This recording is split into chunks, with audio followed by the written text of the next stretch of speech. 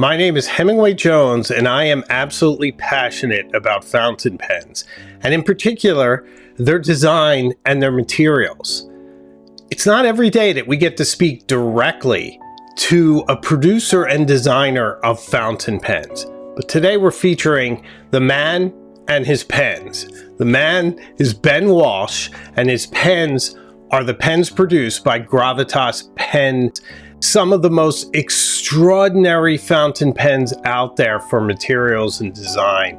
So today we're going to have a fascinating conversation where I invite Ben Walsh into the studio to defend and explain everything there is to know about his pens, and specifically the Gravitas Ultimate Vac Polycarbonate fountain pen. So join me today, won't you, as I get behind the design and inspiration of Gravitas pens. Today, I am absolutely delighted to have Ben Walsh here in the studio.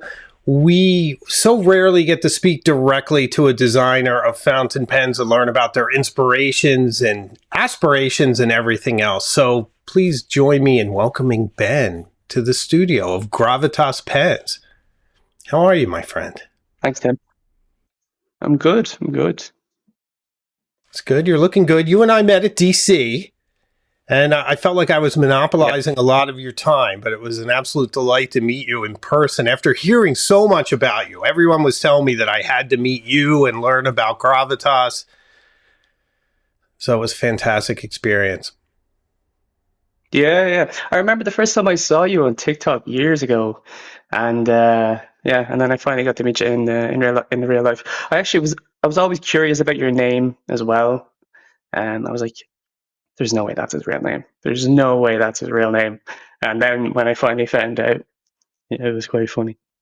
Yeah, well, it goes back pretty far. It's funny. It was back from forums that I was in, vintage forums, back in the early 2000s. And it was really easy. I took my favorite fictional character, which is Indiana Jones, with my favorite writer, Hemingway, and I just made Hemingway Jones. And now I respond to it. Because sometimes I'm in airports and things, and I'll have someone yell, "Hey, Hemingway!" And it's like, "Oh, yeah, hey, how are you?"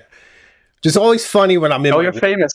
Yeah, well, those rare occasions, but sometimes it happens. But it's super charming. But you were very kind to give me this pen, which is the Ultimate Vac Polycarbonate Vac Filler fountain pen. And if I'm not mistaken, your inspiration for this, and I'm sure you're going to tell me a lot more, was taking a design like a Pilot 823 and seeing where the stress points were, and then just shoring them up with titanium and making sure that it would never fail where that pen possibly could. And then I'm sure there's other design elements as well. Am I right about that? And tell me a little more about that. Yeah, no, you're right. So I decided that I wanted to basically make the most popular pen in the world, which is the Pilot 823. So I decided to do my take on it, and I did a lot of research to find out where the failure points in the 823 were, and I basically tried to fix any of them problems. And Sure. that's pretty much how the pen came to be. I just wanted to take on a design challenge, and I used the Pilot 823 as the blueprint, I suppose, and then did my own spin on it, essentially. I mean, you certainly did, because it's far from a clone. It's sort of it reminds me of an 823, but it also has a little bit of TWSBI Vac DNA to it. Maybe because it's so transparent. I think if I had an 823 next to it, I might feel differently on the transparent side. But it's got sort of a no-nonsense sleekness to it. Oh yeah, I'm just very minimalist. If it doesn't need to be there, I won't put it there, pretty much. Like a clip. Yeah, the clip. I just give you a hard time on that. I do. But it's important to you with the clip thing, and I hope you don't mind me bringing it up. I know we talked a bit about it in DC, but for you, it's aesthetics. you just feel like it really spoils the aerodynamic, aerodynamic, not like we're throwing it through the air, but the kind of sleekness and the taperedness, and then you have this aberration with this clip on there. Yeah. Well, with the clip, you essentially have to design around it. When you're designing a cap, you have to think completely differently about how you design that pen. It adds cost to a pen, and personally, I just don't want to do that to any of my pens. I'll do it for other brands, and I have done it, and I'll continue to do it. But for now, not with Gravitas. It's Gotcha. Well, I think it's very distinctive. It's part of the minimal aesthetic of it. And in this particular pen now, the nib, which, by the way, incredibly smooth, a fantastic writer. I've been having a blast. I've had this since August. It's March now, and I've only inked it about a couple weeks ago when we finalized this date because I wanted it to be fresh. And it took a while for us to coordinate, mostly because of me. And I appreciate your patience.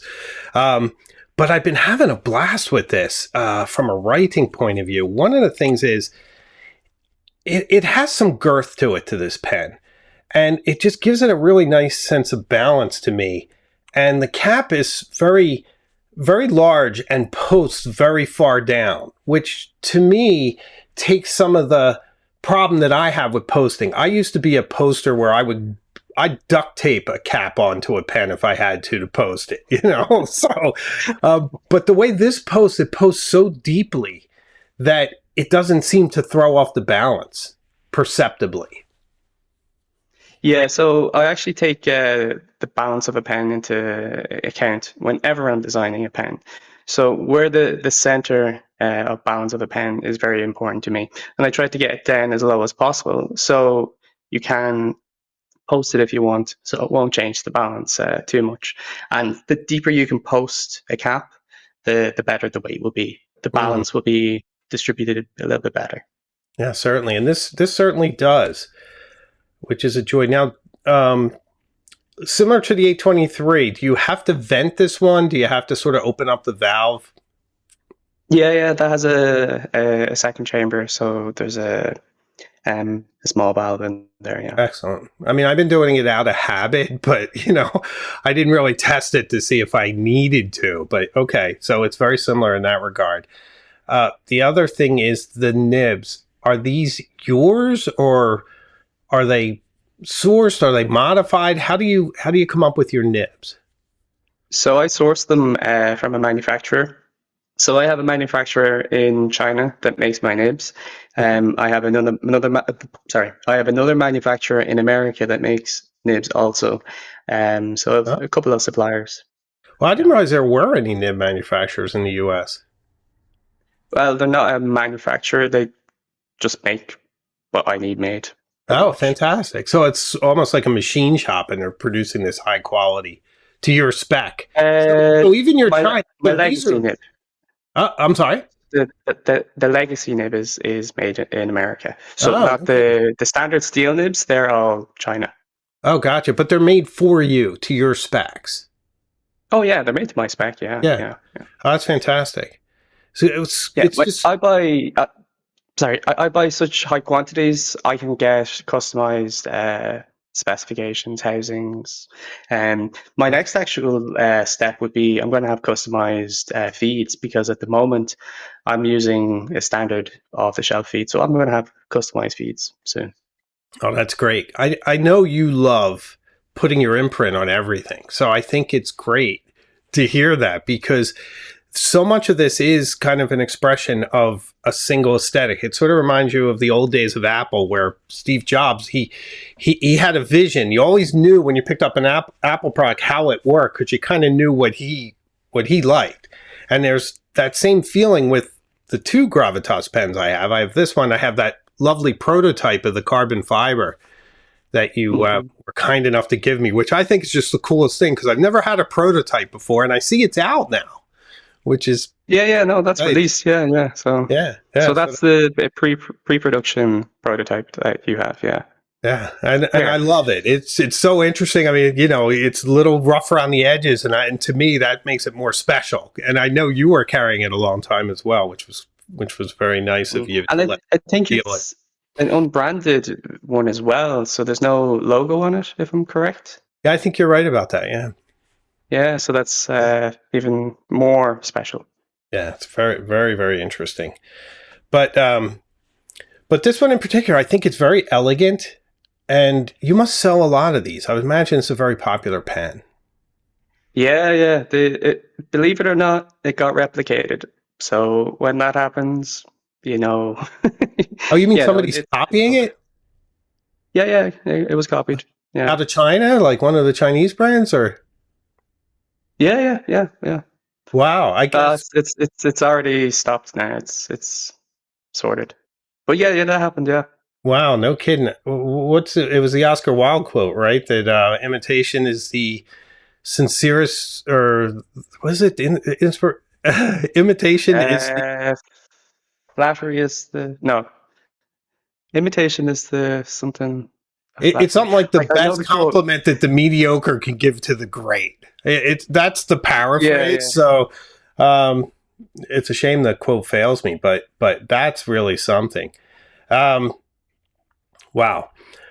Well, this is about 200 euros too, which puts it less than the 823, certainly deservingly Yeah. more than Well, the Bisbee. so there is actually a gold nib version of that pen, and that's closer to 350. So when you factor in that, it's kind of similar to the 823. Oh, right. But beefed up with the titanium and everything else. Yeah, yeah.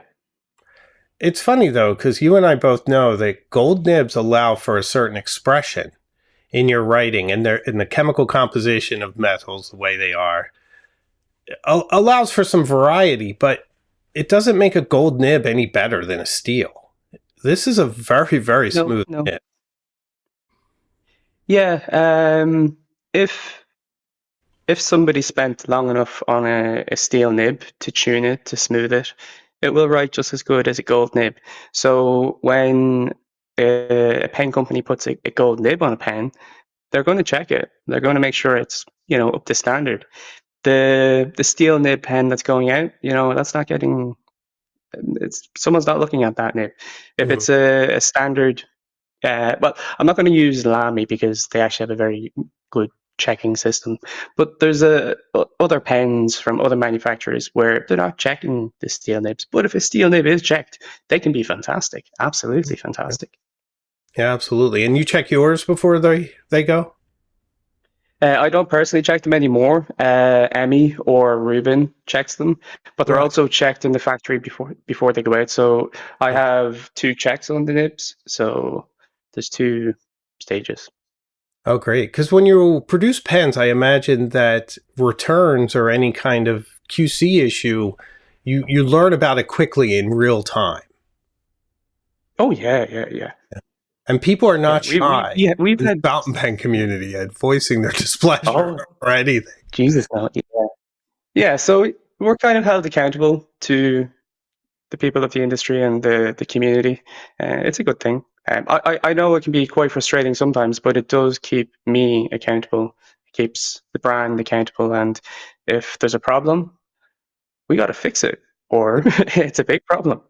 Right, which you have done, because you have had some, we were talking that you had some fulfillment issues and things where people were ordering, Oh, it yeah. took a little time to get the pens in their hands and whatnot. And you got to the point where you're big enough and your distribution and everything else, you really ramped it up over the last year to fix a lot of those problems.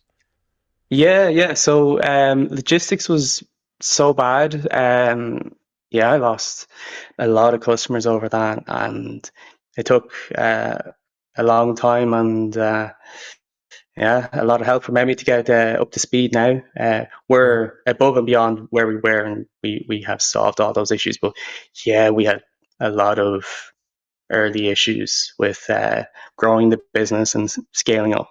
But we've learned as we've moved along, and now we're planning ahead.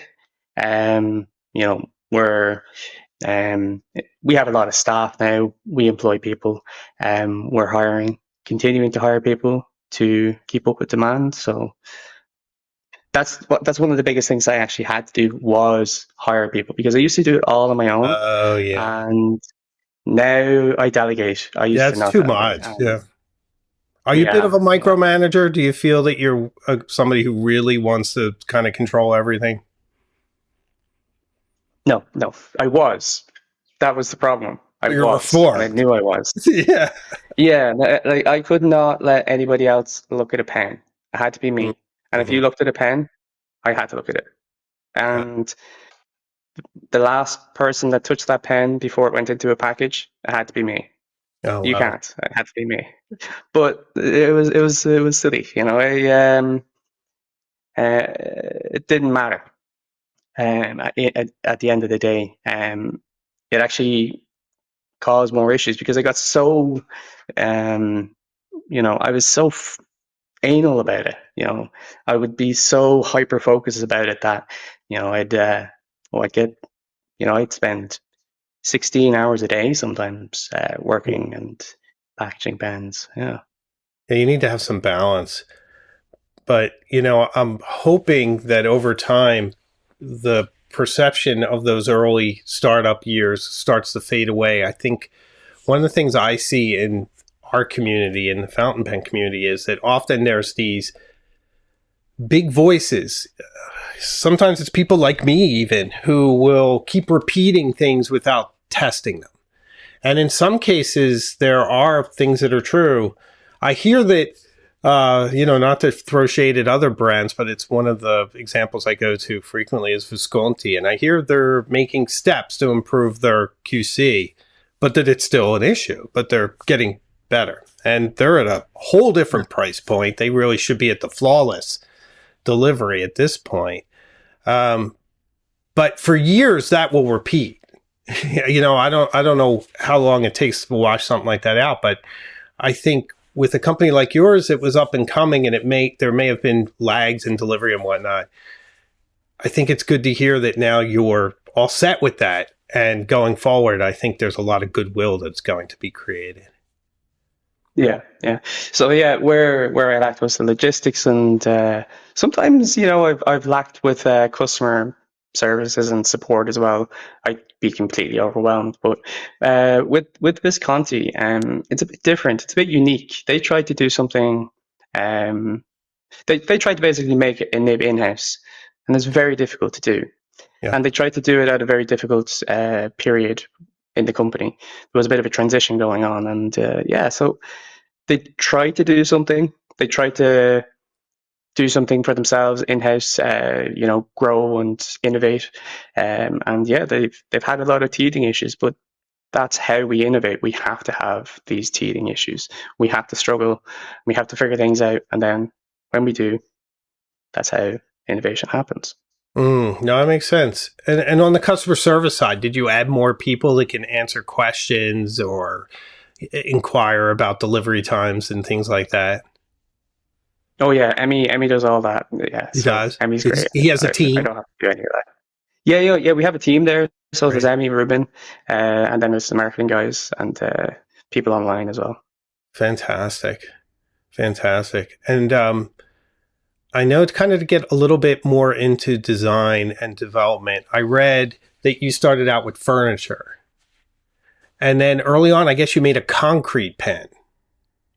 I started out as a fine artist, so I'm actually a Oh. classically trained fine artist, and then I went into design. Oh, no kidding. I didn't realize that at all. So what medium did you Yeah. work in fine art? Was it oils or? So I actually majored in fine art photography and sculpture. Oh, very nice. Oh, so that's right up your alley. That's perfect. Yeah, yeah, yeah. I kind of chose what worked for me, what I liked, and went with Oh, that. I'm a huge Oldenburg fan, by the way. The It giant was. the big clothespin, the designer that does the giant buttons and the big clothespin that could either be a giant clothespin or two people embracing, Klaus Oldenburg. I don't know if you've seen him. I often use him to talk about design elements. It has a bit of sort of pop art, oversized aesthetic to it. I'm not aware. I have Oh, no it's idea. okay. I don't mean to kind of blindside you with that. It's just I thought you might have heard from him, but it would be interesting to take sort of his design and incorporate it into a pen. It would have like oversized elements that would still be functional. You know, it's kind of It's kind of funny. We had a Bauhaus system that we yes. were taught under. So I'm technically a Bauhaus trained fine artist. It doesn't really matter, but Yeah. technically that's Uh, what my degree is. that's fantastic, and you're in good company with like Wolfgang Fabian and Gerd A. Mueller and some other famous fountain pen designers that were Bauhaus influenced. Those two from Lamy with the Lamy Safari and Lamy 2000 respectively. I don't live too far from Walter Gropius's house. He was one of the founders of the Bauhaus and moved to America, not too far from me where I am right now. So that's pretty exciting. I've always liked that aesthetic, and it's interesting to me how it's branched out, even into like brutalism. Brutalism was an offshoot, and brutalism is not so much brutal, but raw, like raw material, raw, untreated Yeah, concrete, yeah. where it comes from. As you know, I'm saying it for the benefit of a listener that might not know, you know, and the I see some of that in yours. In like the carbon fiber, how it's very much finished, but there's a rawness to it because it has that Yeah, yeah. grain and that texture. And even the design itself is so honed down, it doesn't make any kind of excuses. It's bold, it's girthy, it has a big cap and a big piston for the piston fill, and it's kind of like, this is my design, like it or not, you know? Yeah. I really like to show off a material. I Mhm. love materials. Yeah. I'm very, very interested in that side of things, and I like to show the industrial side of things and the process and the raw nature of the materials. I could finish things differently, but I like to show how it actually is. This is how it comes off the machine. This is actually the material, and it has its own character then. It does. Sure. Even the polycarbonate in this, which is a medical grade. So I imagine you might see it in a respirator or something. I don't know. But in a pen, it's incredibly clear, which Yeah, is so that's really nice. actually it's called acrylic. So polycarbonate and acrylic are very similar, but there is a difference. But that is optical grade acrylic. It's not. It wouldn't be polycarbonate. So you Oh, get okay. more of a clarity with Yeah, the I acrylic. noticed that because there's very little distortion as you look through the cap. Yeah. So because it's actually machined from a cast rod of acrylic. So that means there's no stresses inside. It's Okay. just nice and relaxed. So you can machine it and you can polish it. So that's why there's less distortion and it's more clear as you're looking through it. So it's genuinely it's German grade optical clear acrylic. Oh, nice. So you can make glasses out of it or something. Oh Like yeah, a, yeah, yeah. yeah, yeah, yeah. And it also has a warmth, which is nice because some resins, acrylics, they can get very sweaty in your hand. But this has a certain warmth to it, which I'm enjoying. Yeah, because it's not an injection molded pen, I suppose. It's actually cast and it has a bit more mass to it. And when it's polished, it's a hand polished, it's hand buffed. Mhm. So I suppose it's a little bit more porous and it's actually if you look closer under a microscope, it wouldn't be as refined as an injection molded pen. So it's kind of got a bit of texture to it, a bit of Mm. tiny bit of tooth to it. Oh, okay, gotcha. Yeah, it's very well done, very well executed. So your quest for materials is taking you some interesting places. I've seen you take a pen and jam the nib into a table and then write with it as if nothing had happened. So Yeah, yeah. that is the ultimate in self-defense. The EDC nib that can act as a punch, evidently. Um, when are we going to see something like that in a production? So I'm going to bring it this year. We've held back with logistic issues releasing something like that. If we can't get everything else sorted, we can't do that. So we have to fix everything else before we do the big stuff. Oh, okay. So it's sourcing, distribution, reliable manufacturing, all that has to be in Yeah, place. yeah. So if you've made it this far in the video and you're enjoying it, please subscribe. I'd love to have you along on this journey with us, or consider membership as well. It's another great way to support the channel. Thank you, and back to the show. So we're building a facility, a storage and packing logistics facility. So when that's ready and built, when everything's refined, we're going to do it then. Oh, okay. Interesting. Do you have a name in mind for it yet, or is it that too far off? Oh, it's just called the Legacy nib. Oh, okay. That's just it. Yeah. Oh, okay. Brilliant, brilliant. It's fantastic. It's very impressive to see it demonstrated. Oh yeah, I have a funny story about. Well, I have a few funny stories about the nib. But only recently, I was in Germany. I was doing a demonstration of the nib. Eddie first did a demonstration and he didn't do it hard enough. Okay. I was like, "No, give it to me." Oh man. And I had a book, and it was a good thick book. I didn't think it'd go all the way through, but it did. Wow. And it was a glass table underneath. Okay. Like Oh no. so it was a hardened glass table, and the nib lost. So I chipped the glass, and the nib did actually shatter. Wow. Well, I mean, that's a pretty high standard for fail, so it certainly can handle the usual things that we do. I mean, any nib that falls nib down is in trouble. So you're kind of lucky when it survives. Yeah, it was pretty funny. It was a demonstration of me trying to sell the nib to Yeah, the yeah. company. So it was quite funny. It actually we a similar thing happened in another demonstration, but Emmy dropped the pen into the floor, but it was a tiled floor. Oh no. But by chance, it was a very old tiled floor, and it just stuck right in. And Wow. we pulled it out, wiped it off, and we brought it, polished it up. It was good as new. Yeah, see, that's fantastic. That's peace of mind when you have a nib like that. And it's impressive. I encourage everyone to go to a pen show that you're at, just to get hands-on with your pens, to meet you. You're a pleasure. You have incredible energy at shows. You have like 4 different conversations at once, which is very impressive. Yeah. Yeah, there's always a big crowd, and it can get difficult. Exactly. But it's also a great way to both see your pens and get one immediately. You don't have to worry about buying through the internet. You can have it in your hand that day. So what is your pen show schedule like this year? Are you coming again to DC? Do you have some other ones? Yes, Are you going to be in the States? Kind of, what are you thinking? So I'm going to be in DC in April, end of April. I think there's a small show in Farney's, so I'm going to Okay. definitely be at that. With Drew. Um, Drew Brown's a yeah, good man.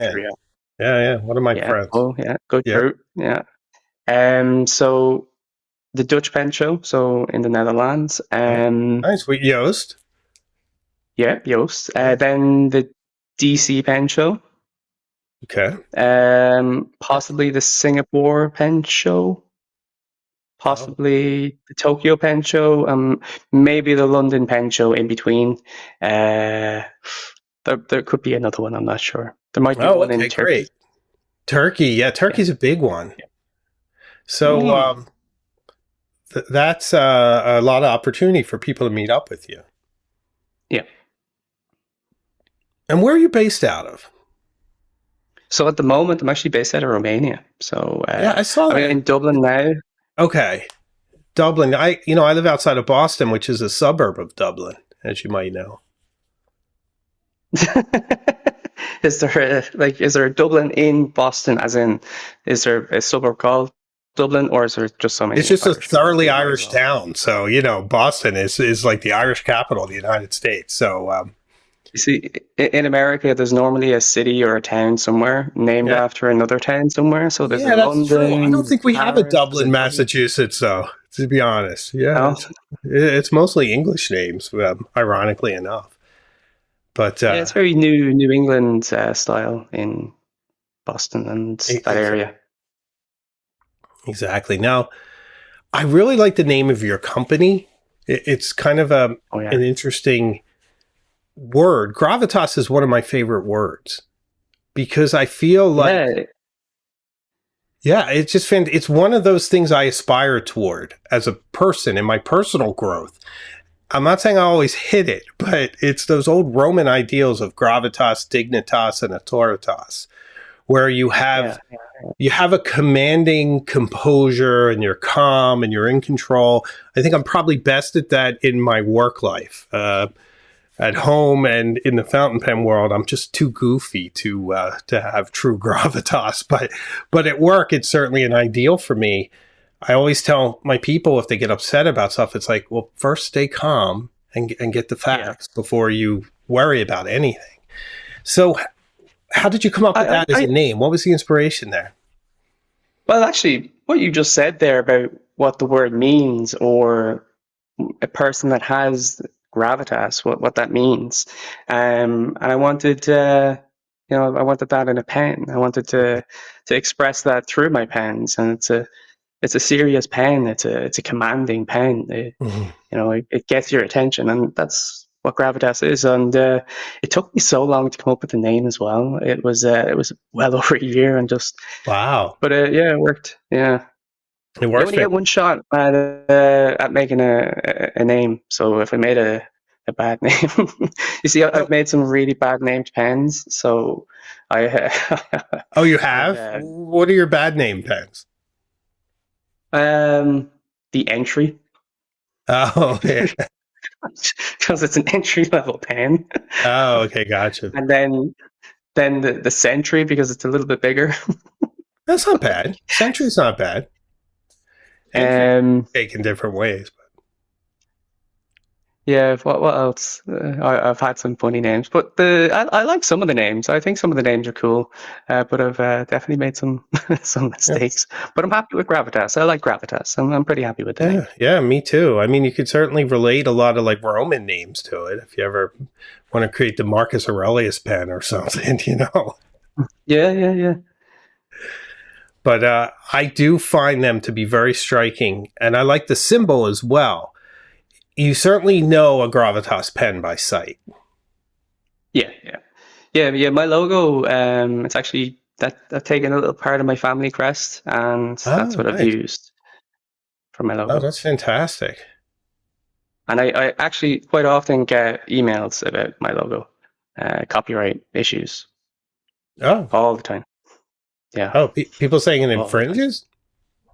Yeah. A lot of companies use the same. It's called like a crow's foot or a broad arrow. It's very widely Oh, used. oh, okay. Yeah, Yeah. Well, but I only use that logo, so it has a lot of companies only use that logo as well. So like, oh, yeah, okay. So it's similar to like the UK military mil spec symbol when they put on, yeah. on their I, I watches. u- yeah, I used to get emails from them, but they don't email me anymore. They just know not to. But That's good. it used to happen. Yeah, it Yeah, I mean, happened about 4 times. gotcha. I mean, if it's used widely enough, it's kind of hard to defend it as only theirs.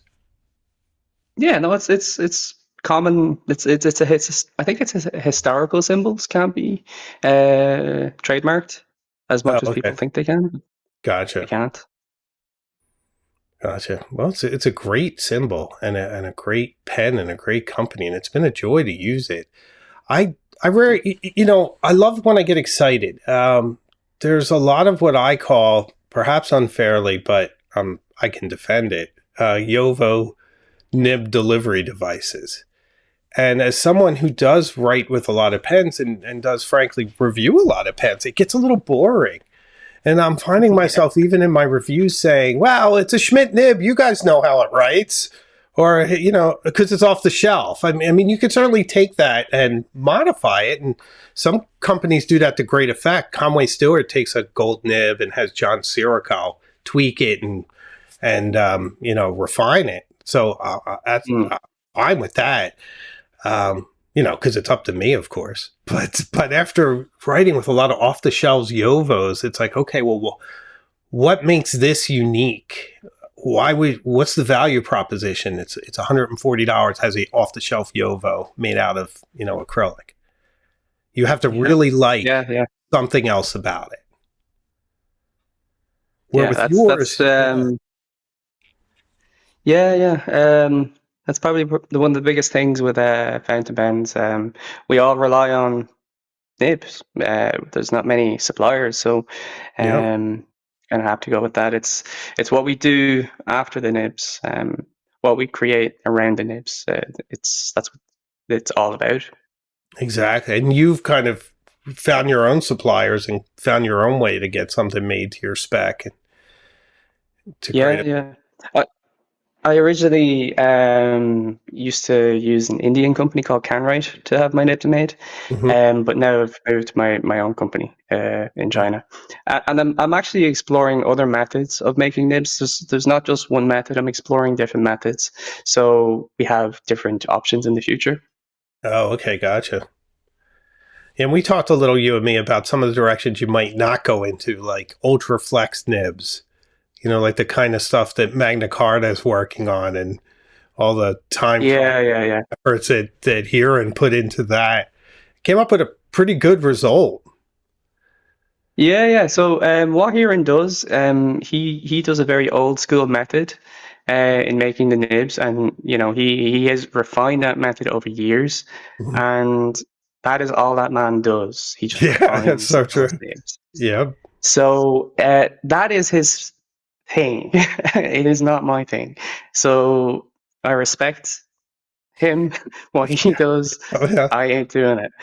So if I was to take on, and I am going to take on doing a flex nib, but not a traditional flex, but I would use modern manufacturing technique and technologies to achieve a flex nib instead of using an old refined technique that's, in my opinion, outdated. So I'm going to use new school technologies, and hopefully something works.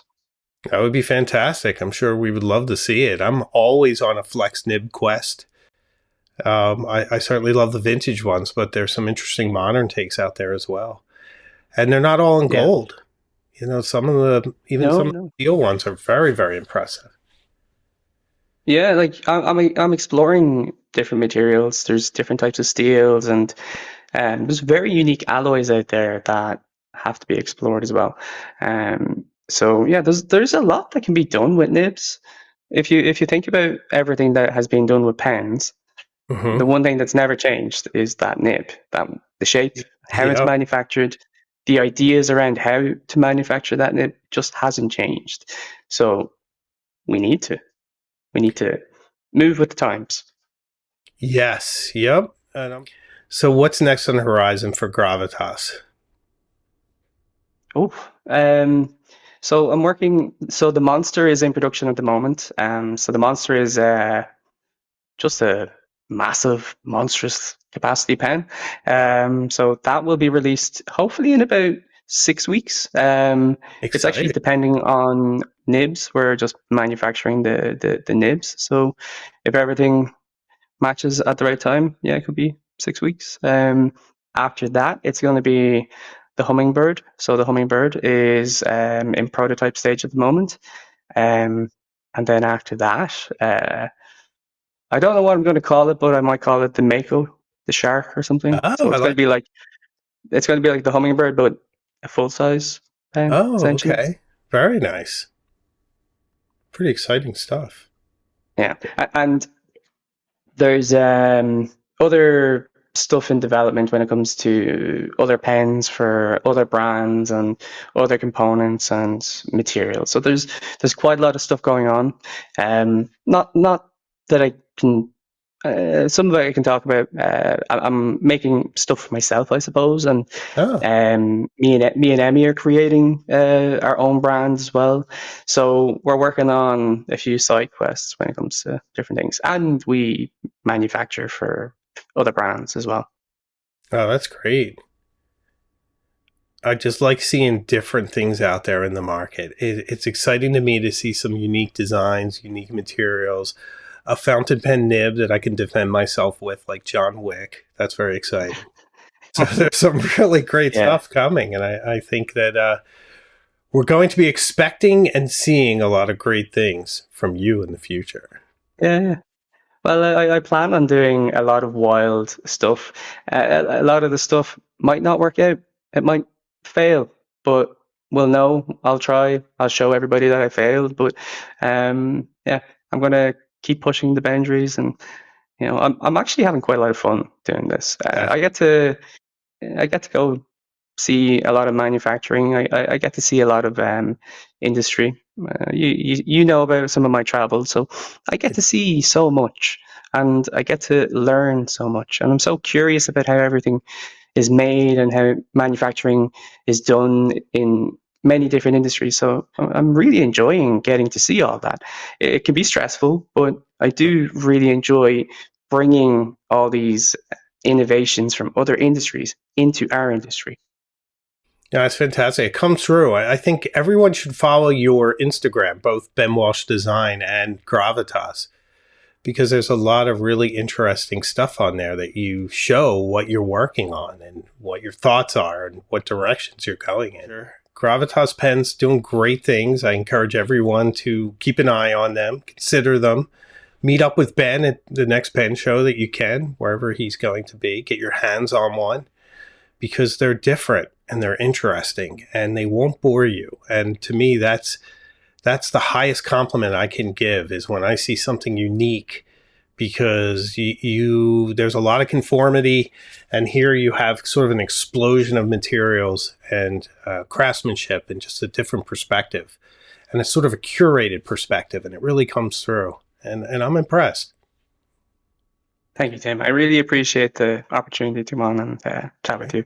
I've always actually wanted to meet you as well, so I got to meet you in person and Very getting to kind. do this. So thank you so much. Oh, well, thank you. I mean, I consider you a personal friend, so I'm really glad we had a chance to chat and continue to chat, Thank you. as we And move forward. something, yeah, something you said earlier on that maybe you don't have gravitas, maybe in your work life you do, but maybe not. You said as your goofy self, you actually do have gravitas. And in my opinion, it's if somebody captivates you, if they get your attention, and there's just something about them, and you can't explain it. There just is. That is gravitas, in my opinion. And there's so many people that have gravitas. And if it's by being yourself and you're captivating people, then you do have gravitas. So Oh, you thank do. you. That's very kind of Yeah. you. Thanks so much. I really appreciate it. You get a good hour and a half out of me before I just Crash. I have ADHD. I'm pretty bad, so people Wow. don't know that. But, um, Well, it keeps you if like you you have watch, a tremendous amount of focus for somebody who's jumping around from point A to point B to point C. You certainly get a lot done. yeah, yeah, I like to keep. I have to keep busy. I have to keep busy. Mm. Watch a video. I did a video with Emmy. You don't have to watch the video, but just watch the start of the video. I'm calm, and by the end of the video, I don't care what Emmy's talking about. I'm playing with a pen. I'm just like, oh, Oh yeah, yes, we and it's lost my it. own. It's my own pen that I'm playing with. And I'm more Right. interested in the pen than what we're talking about. So, I could see that because I used to kind of make this analogy that I'm like a shark. Like I always need to be moving through like the water, always hunting, always looking for things to do. I don't like to have fun. Like what most people think is fun is torture to me. I hate cruises. I hate resorts. If I go on vacation, I'm usually going to libraries, I'm going to museums, I'm studying things, I'm reading or journaling in a public place. Like I hate Disneyland. I would never go to Disneyland. Like to me, it's like, why would you do that? I just don't I shy away from things that normal people think are fun. Whenever I go away, it's normally like, can we shoot some guns? Can we go fly a plane? Or are we allowed to drive any cars really fast? Like I'll try find the most dangerous thing to do, and I'll go do it. Wow. Like the last time in Romania, we were like, oh, let's just go into Ukraine. And we went in. We went and had some food. Came Oh, back in. nice. Yeah, Yeah, just dip into Ukraine and come back out again. I have a certain lust for experience, but I also feel like as I'm getting older, it's getting a little harder for me to travel. My stomach doesn't hold up often, but I just am always yearning for new experiences, and for me, it's part of my inspiration. Like I need to keep refilling what I learn, and it gets filtered out in my videos and in my writing. I write articles and everything else. Like it's sort of this zeal for life and for experience and knowledge. Yeah, like you're a very creative person. Even how you express yourself, how articulate you are with your words, you can clearly see that you're incredibly creative. Well, It's very thanks, man. clear to see. Yeah, Thanks. You gotta have passions. You gotta be well rounded, you know? But I yeah. feel sometimes And bad for my family because I don't know, maybe it'd be more fun for them if I could relax sometimes. well, what's your family like? You seem like a very in one of your videos there, you were talking about like people's perception of you, and Yeah. that you're this wealthy multi-millionaire living in like swanky house, um, but yeah, Yeah, I mean I come there's from working class origins. Everything I have I earned and worked for. And my wife is English. You met her, Helen. She's very sweet. She's very calm, but she's a lot more like me than yeah. even her appearance would let on, or she wouldn't be with me, you know? So, but she would probably love to be somewhere quiet reading books, where I would probably be more like walking around a new city and kind of taking in sights and things. My daughter is a lot like me. She is just go, go, go and curious about everything and has a theory about everything. She's an authority on everything. My daughter, it's amazing, and often her opinions are spot on. Oh yes, and they're trying to come up with a theory as to how something works, Yeah, and usually they're quite right. And it's usually just inventing using educated like guesses, and it's usually quite correct. And yep, it's quite brilliant when that happens sometimes. absolutely, and they just had such a head start over us.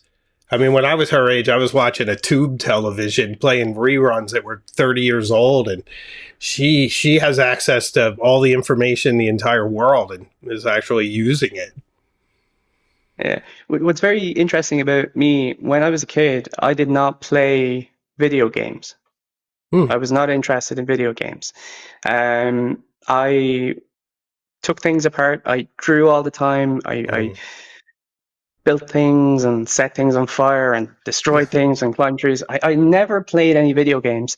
I never played any team sports or football. I was never one of Yeah, I those wasn't a people. team sport guy either. I can relate to that. I did martial Yeah. arts and then rock climbing later. Yeah, so I did boxing and then I did powerlifting. So it's a Oh, nice. singular sport. Yeah. So, and my friends as well, they're, a certain character.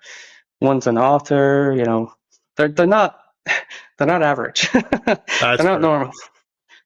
Oh, it's good to be They're surrounded all with good people. All my friends are attorneys. I don't know what that says about me. My friends are always laughing about it. They're like, I guess you feel like you can confide in me because we have privilege, attorney client privilege. But it's like my two best friends are both attorneys. Well, thank you, Ben, and thank you all for watching.